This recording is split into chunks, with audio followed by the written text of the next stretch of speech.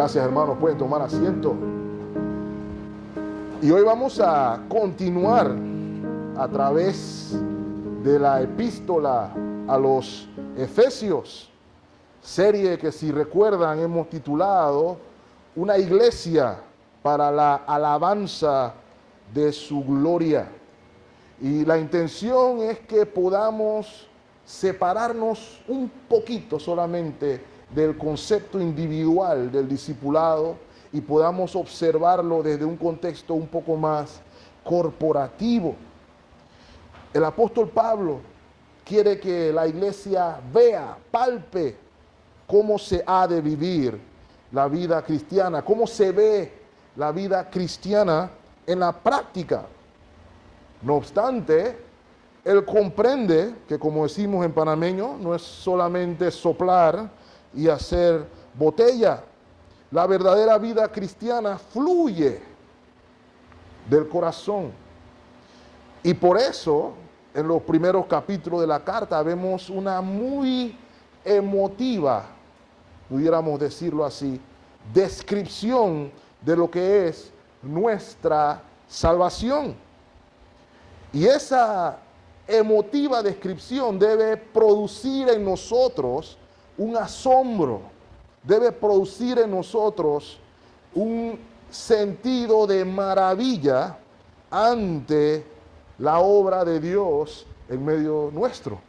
Lo pudimos leer en el Salmo esta mañana, ¿verdad? El salmista alaba al Señor porque grandes son sus obras. Por eso dice, te alabarán, oh Jehová, todos los reyes. Y eso nos incluye, mis amados hermanos, a usted y a mí. La intención del apóstol es que nosotros deseemos conscientemente que la hermosura del evangelio sea una realidad en nuestros corazones. El jueves en la mañana escuchaba mi programa radial noticioso favorito y estaban comentando la famosa encuesta del Instituto Nacional de Estadística y Censo. Encuesta donde por primera vez se investigaba, digámoslo así, los temas de índole moral que son sensitivos. Entre ellos estaba el pecado de la eutanasia, noten que estoy diciendo el pecado de la eutanasia, el pecado del aborto, el pecado del homosexualismo, el pecado del mal llamado matrimonio igualitario, el pecado de la legalización de la marihuana para uso recreacional, no para uso medicinal, entre otros.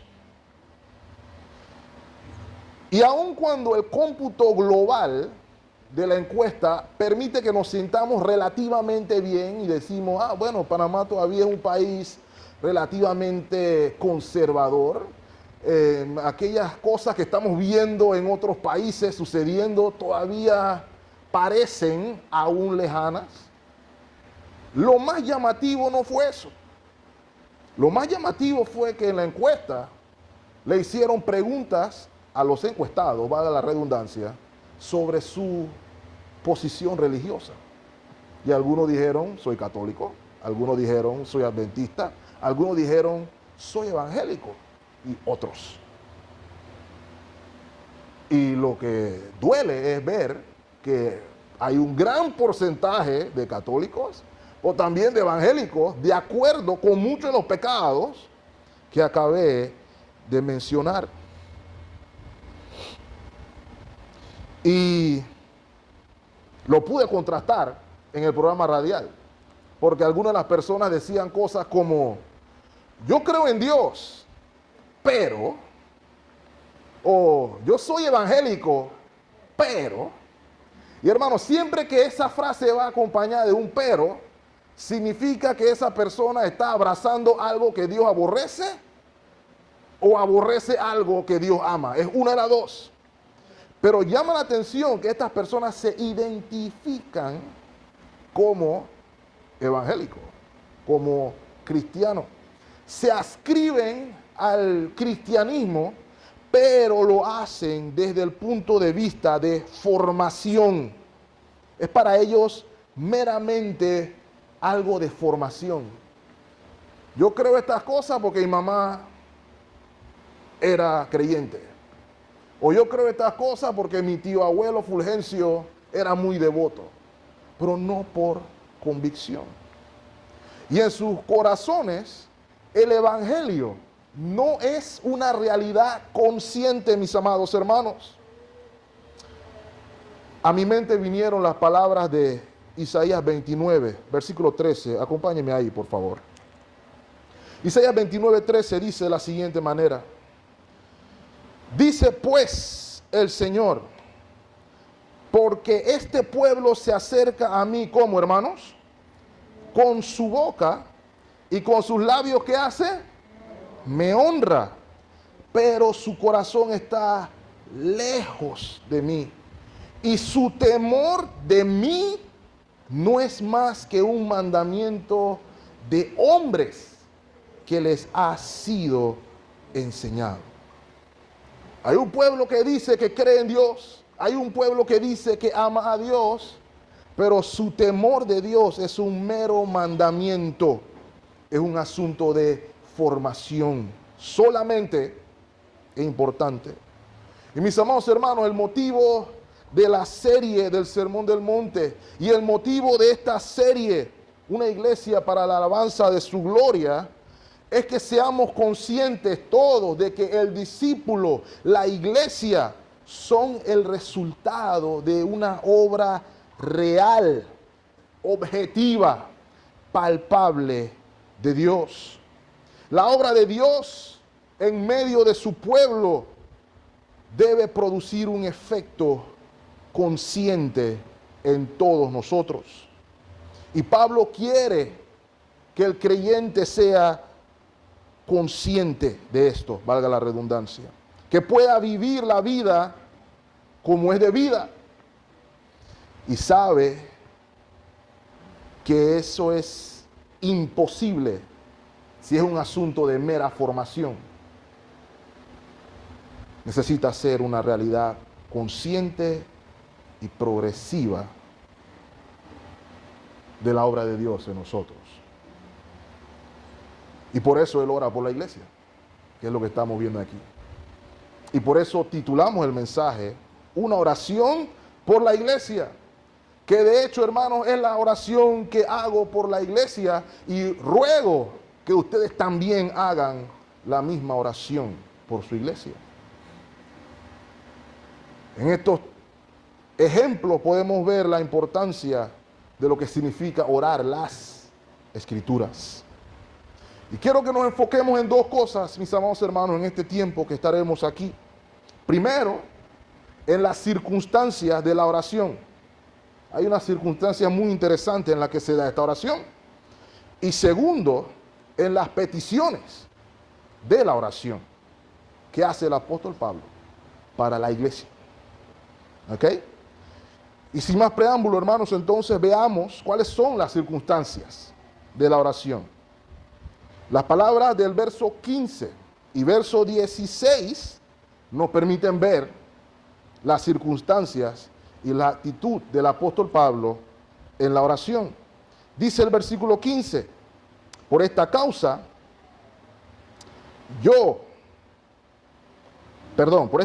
también yo, habiendo oído de vuestra fe en el Señor Jesús y de vuestro amor para con todos los santos, no ceso de dar gracias por vosotros, haciendo memoria de vosotros en mis oraciones. Puede que nosotros pasemos eso a la ligera, pero aquí hay, sin duda alguna, profundidad, mis amados hermanos. Por esta causa, dice el apóstol, o por todo esto, es lo que se ve en las Escrituras. Ese por todo esto, por esta causa, se refiere a todo lo mencionado, todo aquello que vimos la semana pasada, los versículos del 3 al 14. La obra gloriosa, la obra trinitaria en medio de la iglesia por la cual vimos elección, vimos redención, vimos adopción y vimos herencia. Pablo alaba a Dios por todas estas cosas, como vimos la semana pasada, pero no solamente alaba a Dios por estas cosas, sino que ora por ellos en virtud de estas cosas. Y quiero que noten la actitud de la oración, mis amados hermanos. Pablo está orando en acción de gracias. Está orando en gratitud por la iglesia. Y piense por un momento, si usted en alguna circunstancia de su vida ha orado por su iglesia o por la iglesia. Pablo dice aquí que él no cesa de dar gracias. Es una actitud continua, constante, incesante. Podemos entender a raíz de esto por qué Pablo puede decir orad sin cesar. Es algo que fluye al haber experimentado la gloria de Dios y la obra de Dios en medio de la iglesia. Por eso puede orar sin cesar. Cada vez que Pablo se acordaba de los versículos 3 al 14, con referencia a los hermanos, daba gracias a Dios. El asombro por la obra de Dios termina en eterno agradecimiento. Es lo que vemos aquí con Pablo. Él no se aburre de dar gracias a Dios al recordar a los hermanos en sus oraciones. Y esa oración en acción de gracia es el resultado de todo lo que ha escuchado acerca de ellos. Recuerden, vimos en Hechos que el apóstol inició la obra ahí, pero él no estuvo ahí permanentemente. Salió y hubieron por lo menos 3, 4, 5 años en que la iglesia estuvo caminando y creciendo. Pero la gratitud proviene de lo que él escucha, los informes que recibe de la iglesia en Éfeso, y no solamente en Éfeso, sino todas las iglesias de Asia. ¿Y qué es lo que ha oído acerca de ellos? Dice nuestro texto. ¿Lo ven ahí? Su fe en el Señor Jesucristo y su amor para con todos los santos. Y si se dan cuenta, esa es una de las cosas que el apóstol Pablo remarca en la mayoría de sus cartas. Lo ven en las cartas a los Efesios, a los Colosenses, a los Romanos, a los Tesalonicenses y a los Filipenses. Eran conocidos por su fe y por su amor. Pablo da gracias de manera incesante al contemplar lo que Dios ha hecho en medio del pueblo. Pero antes de seguir, amados hermanos, no pude avanzar en mi estudio sin hacerme una pregunta para mí y una pregunta que quisiera transmitir a la iglesia que me escucha hoy. ¿Por qué somos conocidos nosotros? ¿Qué han escuchado o visto las personas acerca del templo bautista de Colón? ¿Lo han meditado por un momento? ¿Será que las personas hablarán, oh, allá los hermanos se saben la Biblia de tapa a tapa? Oh, allá el pastor es muy guapo. Mentira. Allá se trata de predicar positivamente. ¿Es eso lo que las personas están hablando? Todas estas cosas pueden ser muy buenas, hermanos, pero si no somos conocidos por nuestra fe, que es evidente por nuestras obras, y si no somos conocidos por nuestro amor por todos los santos, incluyendo a los de aquí, porque a veces amamos bastante a los santos de otro lado, pero eso incluye a los santos de aquí, entonces, mis amados hermanos, no sirve de absolutamente nada todo lo demás. Podemos tener edificios más grandes, podemos tener edificios más bonitos, podemos tener aire acondicionado por dentro y por fuera, pero si no somos conocidos por fe y amor, en la página del Señor no salimos, hermanos. No salimos. Juan 13:35. En esto conocerán todos que sois mis discípulos, porque vienen encorbatados a la iglesia, porque vienen con la Biblia debajo del brazo, lo que dice su versión, hermano. Dice, si tuviereis amor los unos con los otros. Así es como la gente sabe, ellos son del Señor. Acompáñenme, por ejemplo, a Salmo 16:3. Y este salmo es el rey David en adoración, obviamente. Pero noten las palabras del rey David con respecto a los santos, el pueblo de Dios, los íntegros en este caso. Para los santos que están en la tierra y para los íntegros, ¿es qué cosa, hermanos? Toda mi complacencia. David se deleita entre los santos, entre los íntegros. Es su deleite entre los santos del Señor, es su deleite entre los íntegros.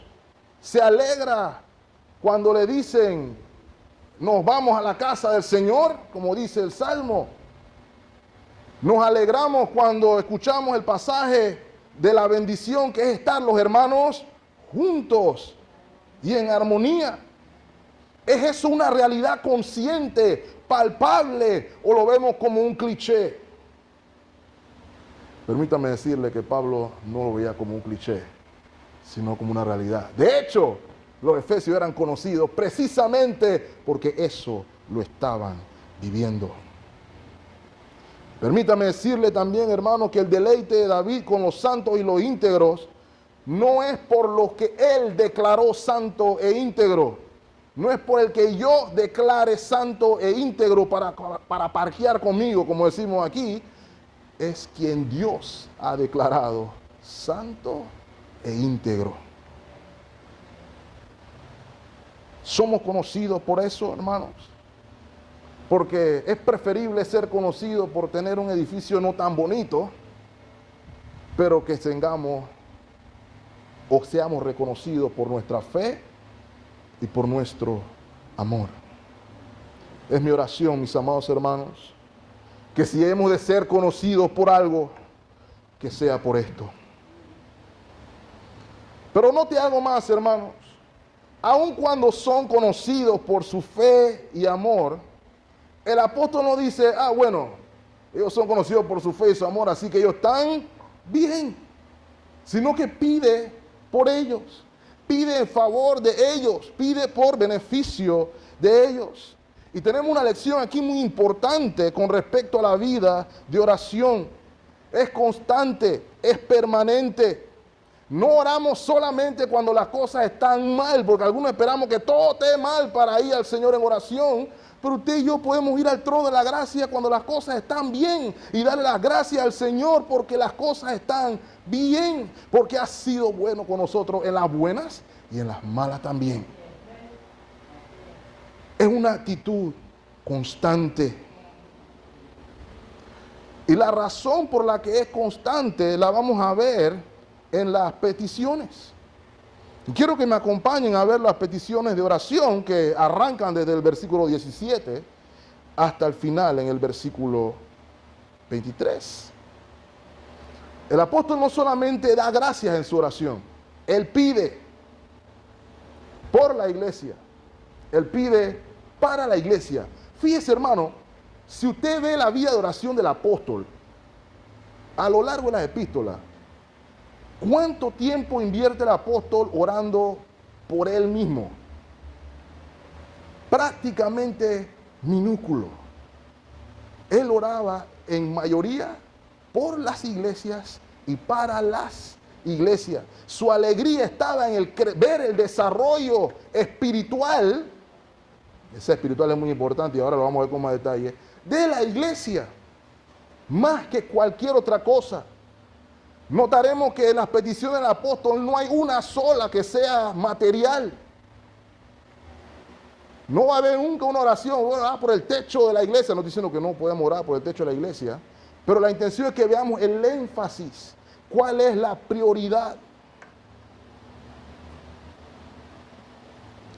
Y quiero que note algo. Hay un anhelo de Pablo por la iglesia. Y yo quisiera retarlo, hermano y hermana, hoy que me escucha, a que medite cuál es el anhelo suyo por su iglesia.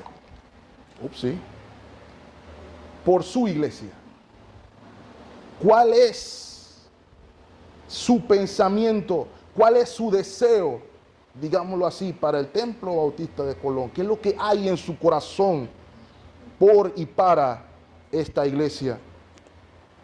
Y vemos que a quien pide es al Padre Celestial. Él pide al Padre que conceda, pide al Padre que otorgue.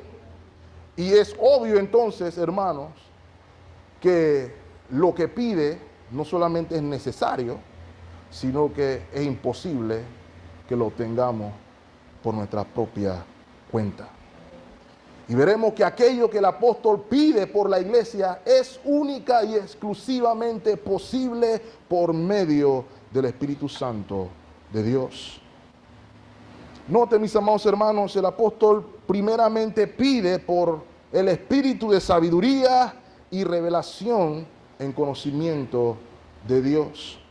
Acompáñenme al versículo 17. Dice el texto: para que el Dios de nuestro Señor Jesucristo, el Padre de gloria, os dé, ¿qué cosa, hermanos? Espíritu de sabiduría y de revelación en el conocimiento de el pastor, de los hermanos, de él. Ahora, la mayoría de las traducciones bíblicas traducen la palabra espíritu con minúscula.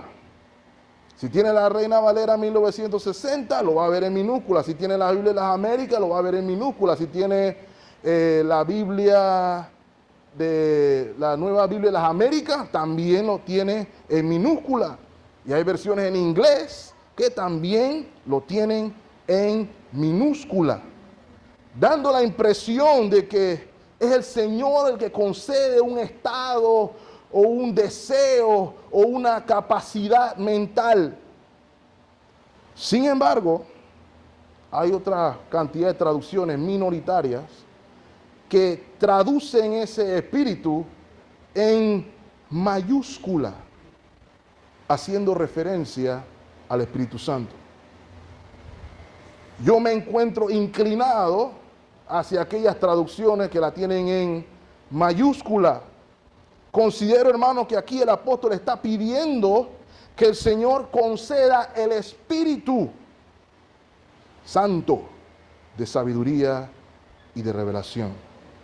¿Por qué? Porque puedo decir lo que yo considero, pero tiene que haber una razón bíblica. Esa es mi intención, que lo veamos, hermano.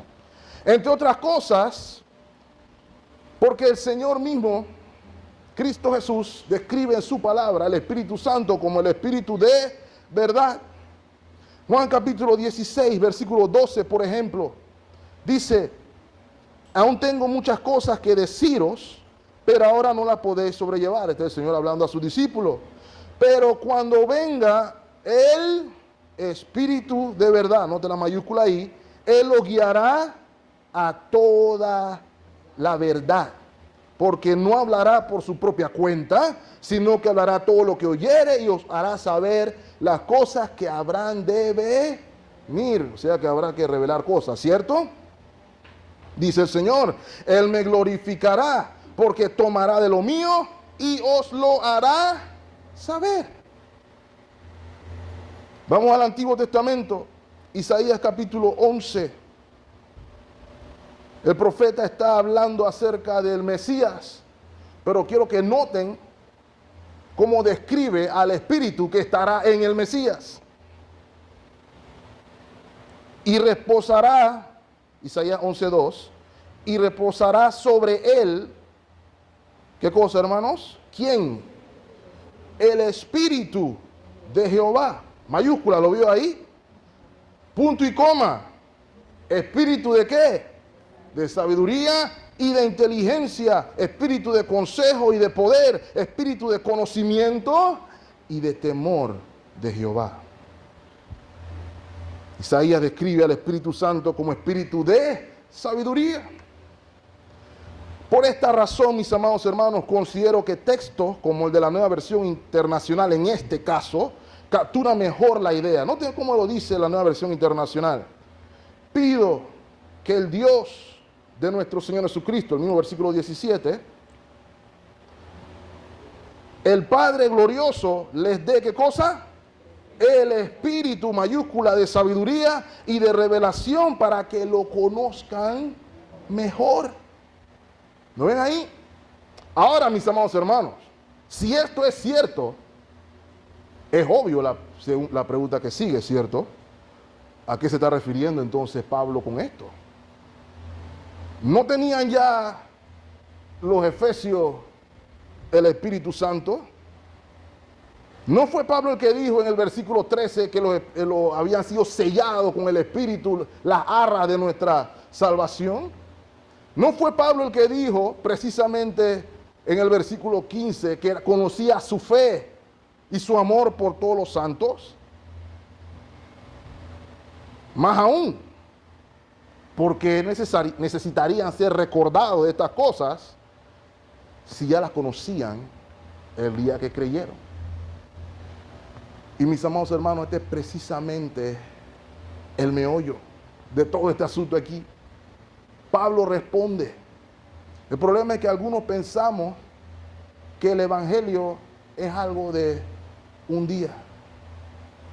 El día que levanté la mano, cuando el pastor me pidió que levantara la mano, o el día que repetí después la oración, algunos pensamos que el evangelio es para ese momento y ya.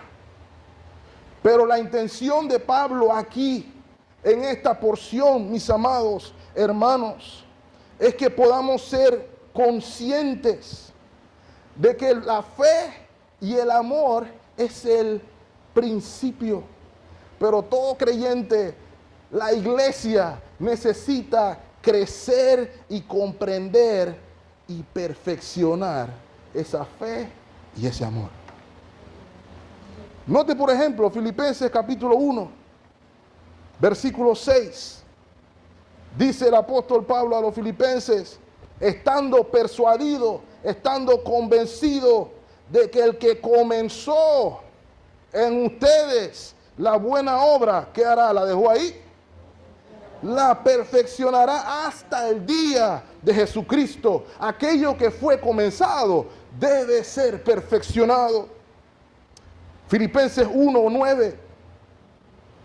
Note la oración del apóstol. Mira cómo ora el apóstol en la Biblia. Y esto pido en oración. 3 versículos más adelante. ¿Qué pasa con nuestro amor?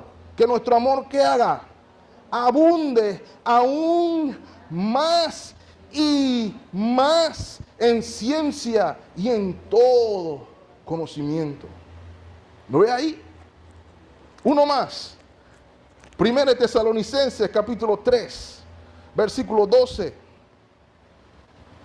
Otra oración del apóstol. Y el Señor os haga crecer y abundar en amor unos para con otros y para con todos, como también lo hacemos nosotros para con vosotros. ¿Ve la comunión? Todo el mundo tiene que crecer en amor. Pregunta que no me tiene que contestar. ¿Ya se siente que llegó al máximo nivel de amor para con sus hermanos y hermanas? No tiene que responderme. Seguimos. Efesios capítulo 3, versículo 16. Dice el apóstol, otra oración, para que os dé conforme a las riquezas de su gloria. ¿Qué cosa, hermanos?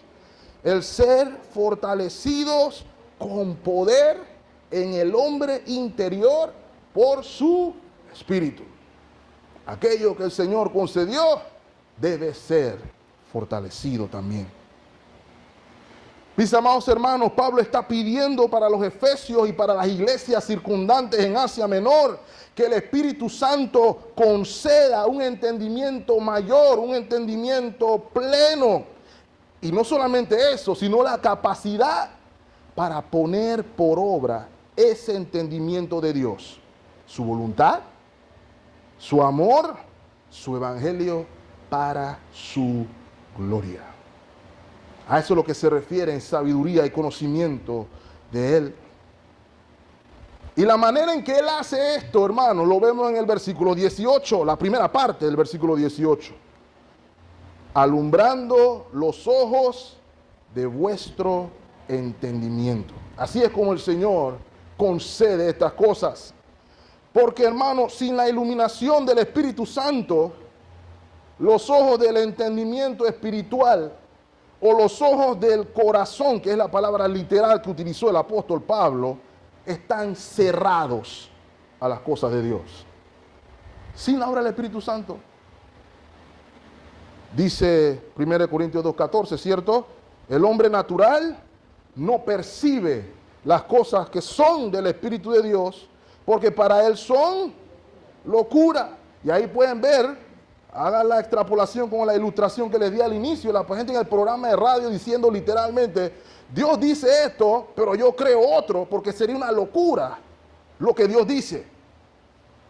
Pero es porque sus ojos espirituales están cerrados. No las puede entender porque se han de discernir como, hermanos, espiritualmente. En cambio, el hombre espiritual juzga todas las cosas, pero él no es juzgado de nadie. Porque ¿quién conoció la mente del Señor? ¿Quién la instruirá? Mas nosotros tenemos la mente de Cristo. Y la tenemos, hermanos, por la gracia de Dios concedida por el Espíritu Santo. Mis amados hermanos, Pablo quiere que sus lectores comprendan que su riqueza en Cristo es tan grande que a usted y a mí, no me importa cuántos años usted tenga caminando en el Señor, aún le falta mucho por crecer y comprender. Alguien lo ilustró de esta manera. Imagínense que por un minuto usted es un alpinista y usted llega a una cordillera y se para delante de la cordillera y ve la primera montaña y usted contempla la hermosura, la belleza de esa primera montaña y dice, yo tengo que llegar hasta la cima de arriba. Y usted comienza y sube. Y al llegar a la cima, se da cuenta que inmediatamente después de esa, hay otra montaña, más hermosa aún que la anterior. Y usted queda absorto viéndola y dice, oh, wow, yo tengo que subir esa también. Y la va a comenzar a subir. Y cuando llegue a la cima verá que hay otra montaña. Espero que me hayan entendido la idea. Y así sucesivamente. La vida cristiana es un constante crecer en asombro ante la gloria del Evangelio del Señor Jesucristo. Si usted está en algún momento diciendo, a la iglesia y están estudiando la iglesia, es que Aurelio me sé todo eso. Me sé desde Génesis hasta Apocalipsis. Aburrido. ¿Really? Ojo, porque quiere decir que usted no ha entendido el Evangelio. Eso es lo que Pablo quiere decir. Hay más que comprender, hay más que escalar. Por tal razón, mis amados hermanos, usted y yo debemos valorar la revelación de Dios y la iluminación del Espíritu Santo, que es quien nos permite comprenderla. Escuchen las palabras del puritano Stephen Charnock. Disculpen. Stephen Charnock lo pone de esta manera, hermanos. Valora y estudia las Escrituras. No podremos deleitarnos en nuestra meditación en Dios a menos que lo conozcamos. Y no podremos conocerlo fuera de los medios de su propia revelación. Cuando se menosprecia la revelación, quien revela será tenido en baja estima. Las personas que no rechazan que Dios sea quien los dirija hasta que rechacen que la Escritura sea quien los guíe, y Dios es menospreciado como un fin cuando la Escritura es rechazada como regla para la vida. No debemos rechazar, mis amados hermanos, la revelación. Y es por eso que Pablo muestra 3 áreas en las que todos los creyentes tienen que crecer. ¿Sí? La primera, el conocimiento de la esperanza de nuestro llamamiento. Lea conmigo la segunda parte del versículo 18. Note lo que dice el apóstol, que sea alumbrado nuestro entendimiento para que sepáis cuál es la esperanza a que Él os ha llamado. Y vuelvo, hagan la pregunta, ¿sabían esto o no sabían esto los efesios? Usted podría decir, no, yo tenía que saber, porque ellos creyeron en la esperanza. Pero mis amados hermanos, somos llamados a esperanza por el evangelio de nuestro Señor Jesucristo. Y Pablo está pidiendo en oración que Dios el Padre, por medio del Espíritu Santo, permitan que sean iluminados o espiritualmente conscientes de la esperanza a la que usted fue llamado. Porque alguno puede decir que la conoce, la pregunta es si es consciente. ¿Y cuál es la esperanza a la cual tiene que usted ser consciente, mis amados hermanos? Colosenses capítulo 1, versículo 27, lo vemos allí. Dice el apóstol Pablo, a quienes Dios, ese ustedes, quiso dar a conocer, ese ustedes, las riquezas de la gloria de este misterio entre los gentiles. ¿Cuál es, Pablo? Que es Cristo en ustedes, la esperanza de gloria. Y mis amados hermanos, permítame decirle, esa esperanza no se discierne por formación, solamente se discierne por el Espíritu de Dios. Esta es una esperanza que el apóstol Pedro describe que es una esperanza viva, crece, madura. ¿Y en qué está fundamentada? Nada más y nada menos que en sus promesas, las promesas seguras de su palabra. ¿Recuerdan el himno? Todas las promesas del Señor Jesús. Permítame leer la estrofa número 1 nada más. Todas las promesas del Señor Jesús son apoyo poderoso de mi fe. Mientras luche aquí buscando yo su luz, iluminación, siempre en sus promesas confiaré. Quiero que comprenda, mi amado hermano, que mientras más conscientes somos de la esperanza a la que fuimos llamados, más entregados, más obedientes somos. Mientras más conscientes somos de la esperanza a la que fuimos llamados, más obedientes somos a la palabra del Señor. Si no me cree, acompáñeme a 1 de Juan capítulo 3, versículo 3.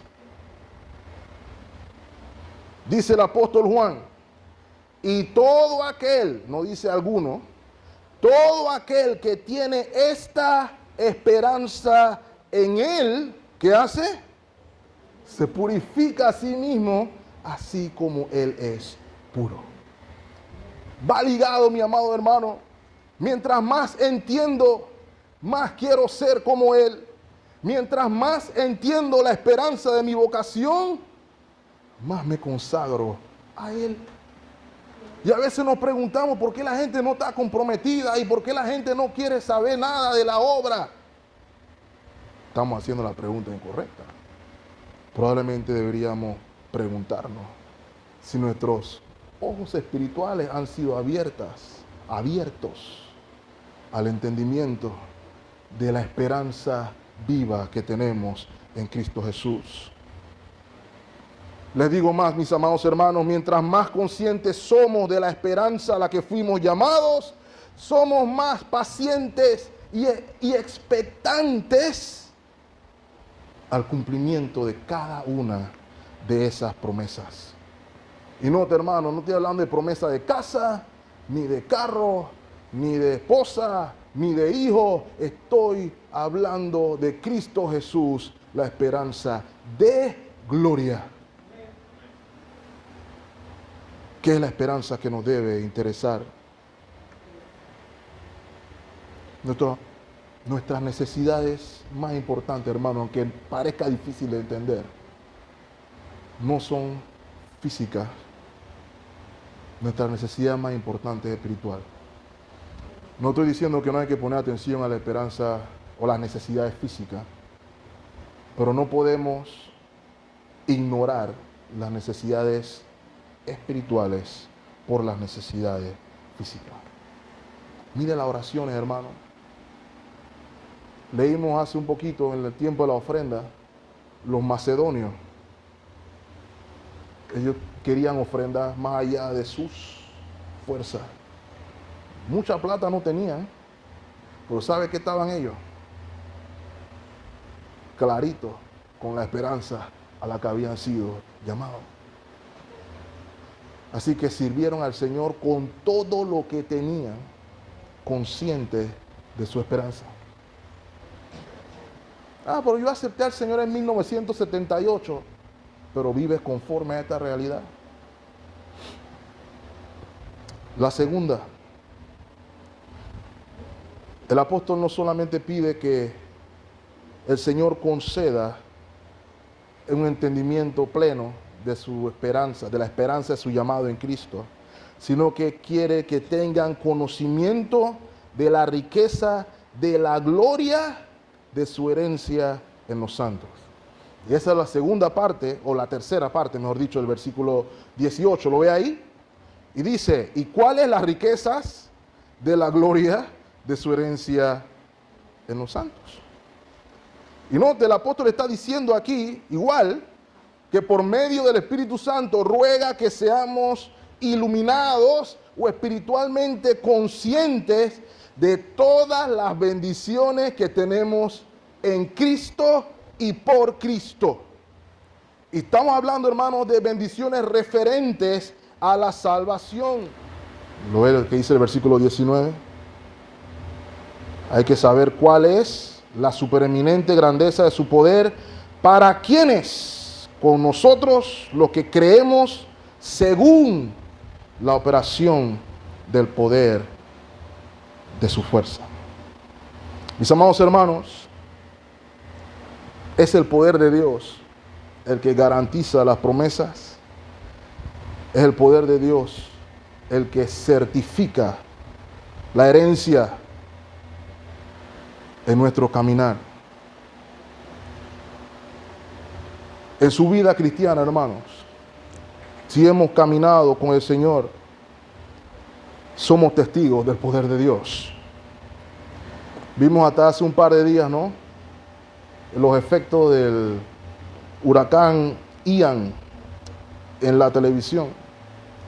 Y los efectos del huracán Ian son conmensurables porque era un huracán que llegó a ser huracán de categoría 5. Hay un cálculo.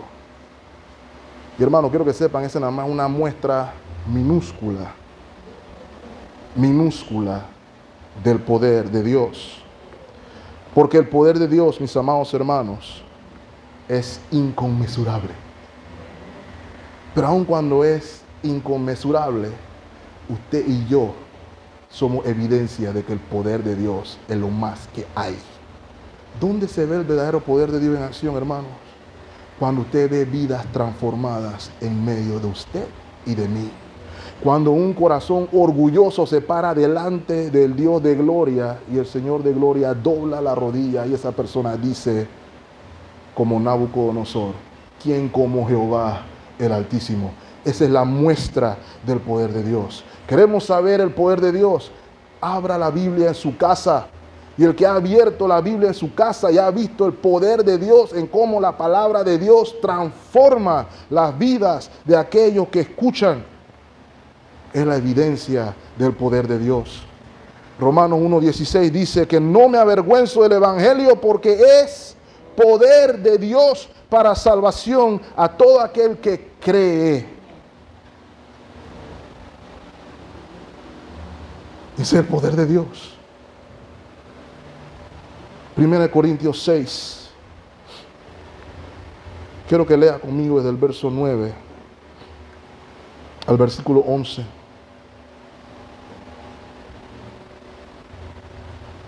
¿No sabéis que los injustos no heredarán el reino de Dios? Miren lo que dice ahí el apóstol. No erréis, no se equivoquen. Eso es para los amigos del programa radial. Ni los fornicarios, ni los idólatras, ni los adúlteros, ni los afeminados, ni los que se echan con varones, ni los ladrones, ni los avaros, ni los borrachos, ni los maldicientes, ni los estafadores heredarán el reino de Dios. Heredarán el mundo y el infierno, pero el reino de Dios no. Pero hermano, mira el poder de Dios. Y esto erais algunos, mas ya habéis sido lavados, ya habéis sido santificados, ya habéis sido justificados en el nombre del Señor Jesús y por el Espíritu de nuestro Dios. Ese es el poder de Dios. Ese es el poder de Dios que yo quiero ver, por lo menos. Ese es el poder de Dios en acción, mis amados hermanos, y usted lo ha experimentado. Efesios capítulo 3, versículo 20.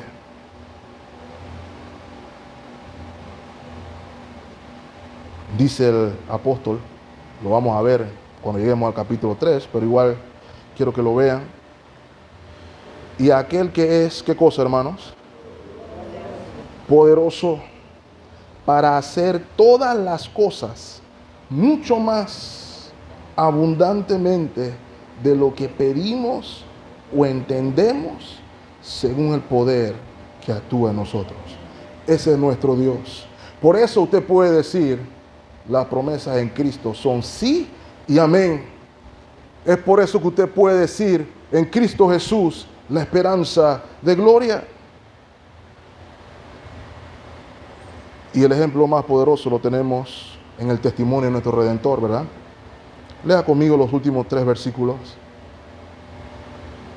La cual operó en Cristo, resucitándole de los muertos y sentándole a su diestra en los lugares celestiales, sobre todo principado y autoridad y poder y señorío y sobre todo nombre que se nombra no solo en este siglo, sino también en el venidero, y sometió todas las cosas bajo sus pies y lo dio por cabeza sobre todas las cosas a la iglesia, la cual es su cuerpo, la plenitud de aquel que todo lo llena en todo.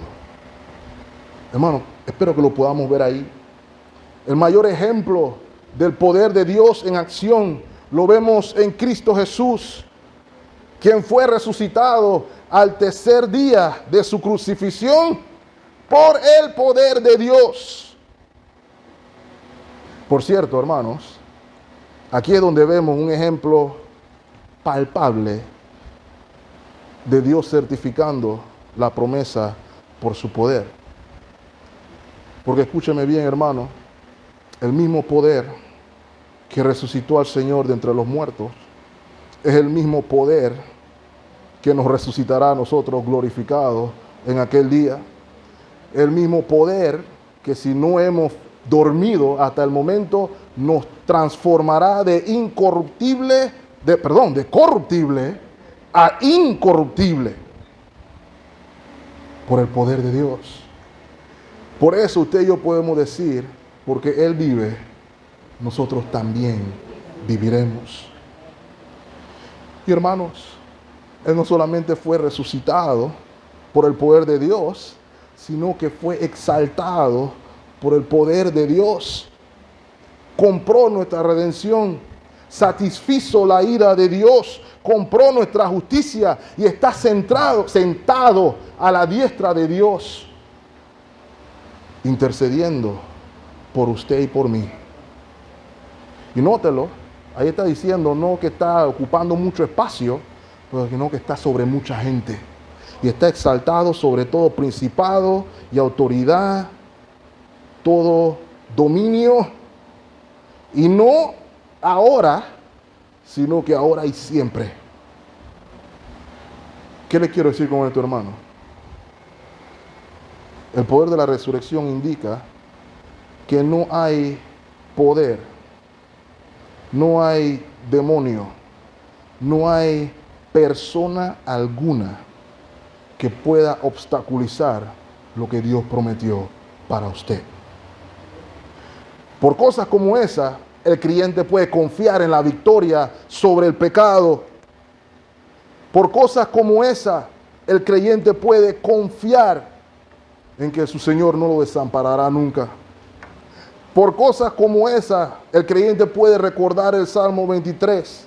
Aunque ande en valle de sombra de muerte, no temeré mal alguno. No porque yo sea valiente, no porque yo sea fuerte, porque tú estás conmigo. Él es el fuerte, Él es el poderoso. Y contra Dios, hermano, no puede nadie. Si Dios es con nosotros, ¿quién contra nosotros? Si está luchando contra el pecado, hermano, no caiga en el engaño de que no, que el diablo está tentándome y alguien estaba haciéndome brujería. Nadie es más poderoso que Dios. Si usted está en Cristo, Él prometió victoria contra el pecado, contra la maldad, contra la muerte. Eso lo prometió Él y cumplió su promesa en Cristo. Recuerde esto, hermano. Lea conmigo Romanos 8:35, los últimos 4 minutos que me quedan. ¿Quién nos separará del amor de Cristo? Tribulación, angustia, o persecución, o hambre, o desnudez, o peligro, o espada. ¿Ve por qué la gente servía al Señor en medio de todas estas cosas? Porque llegaron a un entendimiento pleno de la supereminente grandeza del poder de Dios. Como está escrito, por causa de ti somos muertos todo el tiempo, somos contados como ovejas al matadero. Pero dice el apóstol, antes en todas estas cosas somos más que vencedores por medio de aquel que nos amó. Y no termina ahí, por lo cual estoy seguro que ni la muerte, ni la vida, ni ángeles, ni principados, ni los potestades, ni lo presente, ni lo porvenir nos podrá separar del amor de Dios que es en Cristo Jesús, Señor nuestro. Esa es una bendición en Cristo. Pablo quiere que la iglesia lo entienda. Por último, hermanos, el poder de Dios es el que le da origen a la iglesia. Mírese, hermanos, el grupo de personas que hemos sido lavados por la sangre del Cordero, que estamos aquí, somos la evidencia palpable del poder de Dios.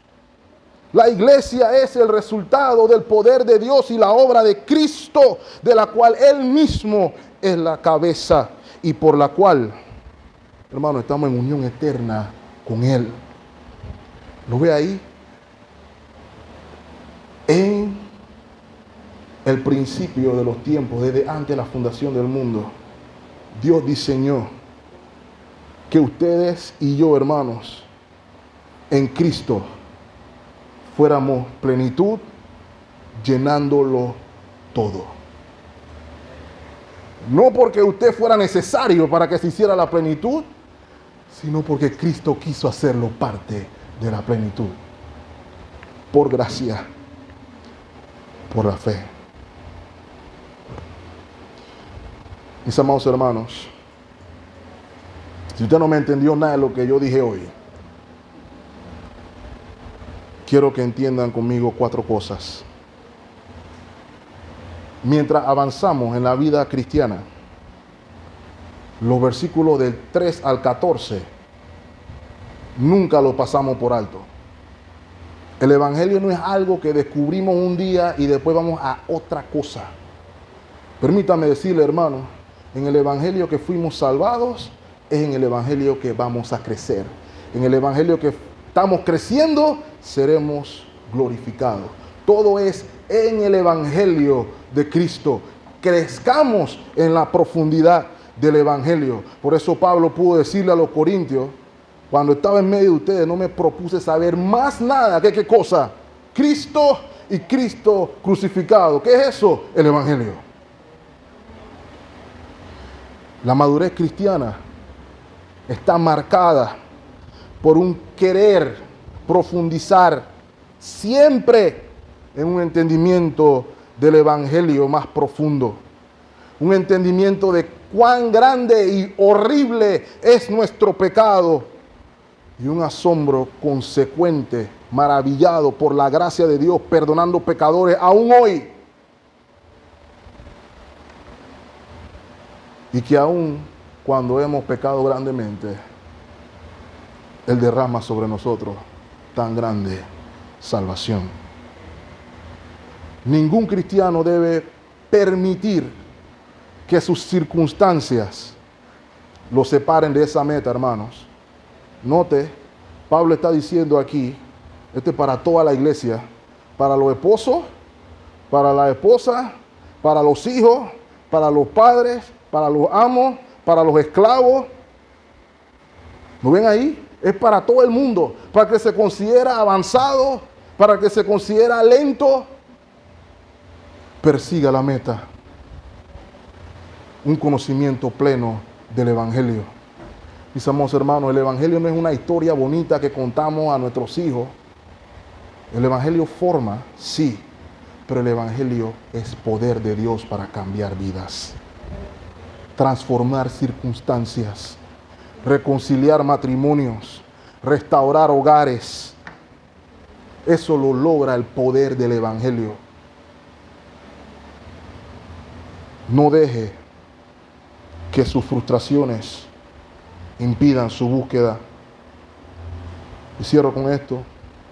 Resulta esencial entonces que así como Pablo oró por la iglesia, usted debe orar por usted y por la iglesia y los unos por los otros, porque todos tenemos esta necesidad. Mis amados hermanos, a veces perdemos el tiempo discutiendo en otras cosas. Invirtamos lo mejor en orar los unos por los otros, que podamos comprender la importancia, la grandeza de la vocación de nuestra esperanza, la riqueza que tenemos en Cristo y la supereminente grandeza de su poder. Si invertimos tiempo ahí, hermanos, veremos que no tenemos tiempo para otra cosa. Escuchen las palabras de Matthew Henry, con esto cierro.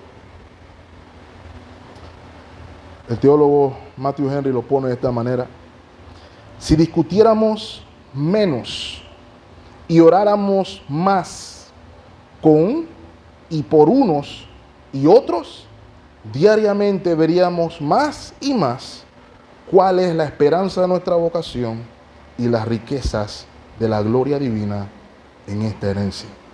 Esa es mi oración para esta iglesia, hermano. No hay capítulo 4 y 5 y 6 si no somos conscientes de la supereminente grandeza de su poder, si no somos conscientes de la herencia en Cristo Jesús y si no somos conscientes de la esperanza de nuestra vocación. Cristo en ustedes, esperanza de gloria. Señor les bendiga ricamente, hermanos. Estemos orando. Amado Señor, gracias.